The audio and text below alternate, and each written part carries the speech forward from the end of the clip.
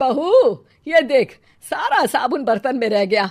ये नौकरानी कोई काम नहीं करती, गंदा काम करके चली जाती है और ढेर सारा पैसा ले जाती है। अरे मम्मी जी, उसने तो साफ किया ही था। मेरे ही हाथ से इस ग्लास में सर्फ गिर गया था। अरे बस कर झूठी, उसे बचाने के लिए सारी जुगत लगा ले, लेकिन मैं तो इसे निकाल कर ही रहूंगी। हमारे जमाने में ना कोई नौकरानी थी और ना ही ये चिकने बर्तन। चूल्हे के जले बर्तनों को राख रगड़ कर साफ किया करती थी मैं। अरे माँ जी, मैं कहाँ बचा रही हूँ उसे। और वैसे भी आजकल नौकरानी जरूरत नहीं, स्टेटस सिंबल बन गया है। अब आप बताओ, मैं मुन्ना को नीचे घुमाने ले जाऊं तो लोगों से क्या बोलूं? झाड़ू पोछा खुद लगा रही हूँ।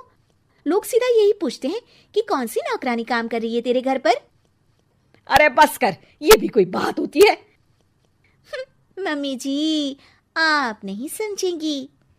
शाम को नौकरानी घर आकर काम कर ही रही होती है कि सास को कहती है, माँ जी, एक बात बोलूं, बुरा न मानना। अरे वैसे तो मुझे तेरी शक्ल ही पसंद नहीं है, बात क्या खाक पसंद आएगी। अरे माँ जी, सुन तो लीजिए क्या कह रही है।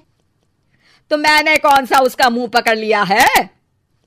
अरे माँ जी, वो लाल साड़ी पहनती हो ना, ना पहना करो।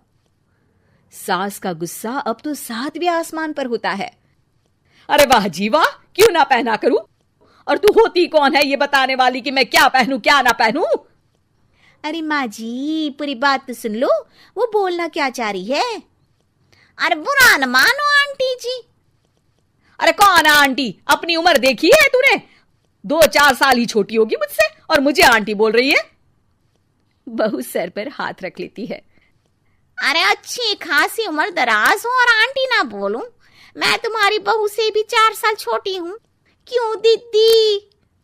बोलती भी क्या, एक तरफ सास यानी पति की माँ, तो दूसरी तरफ नौकरानी जिसके बिना घर का काम नहीं चल सकता। वो दरअसल माँ जी की शादी में बहुत जल्दी हो गई थी ना। अच्छा ये झगड़ा छोड़ो, ये बताओ तुम माँ जी को लाल साड़ी पहनने से क्यों मना कर रही हो?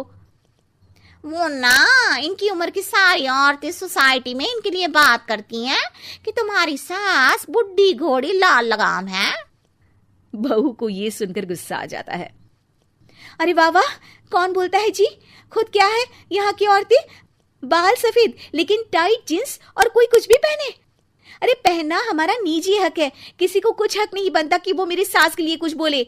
मैं आज ही जाकर माँ जी के लिए लाल जींस लेकर आऊंगी, फिर देखो कोई क्या बोलता है। अरे चुप लाल जींस। अरे सुन नौकरानी की बच्ची, जाकर बोल दे उन लोगों से कि उन लोगों की तरह मैं उड़ती नहीं फिरती हूँ घर बार छोड़कर।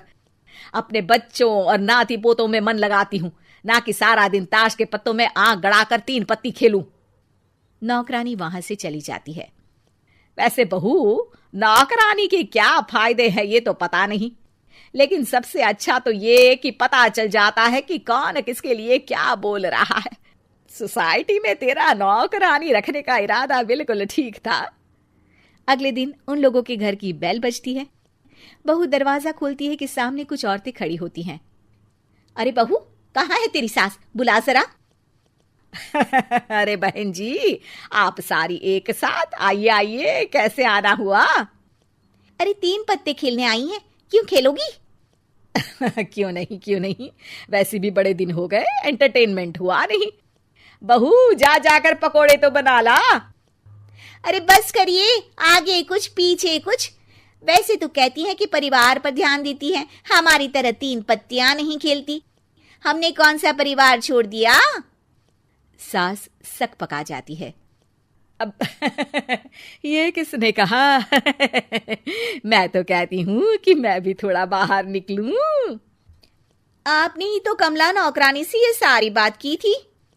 सास और बहू को अब सारी कहानी समझ आ जाती है कि सोसाइटी की औरतें क्यों भड़क रही हैं।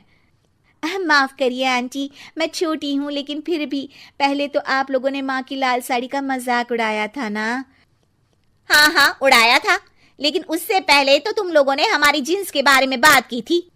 अरे क्यों ना पहने हम जीन्स, तुम्हारे पैसों की थोड़ी ना है। सास और बहू सर पकड़कर बैठ जाती है। देखा बहू, ये खेल कर गई तेरी नौकरानी, यहाँ की बात वहां तो वहां की बात यहाँ।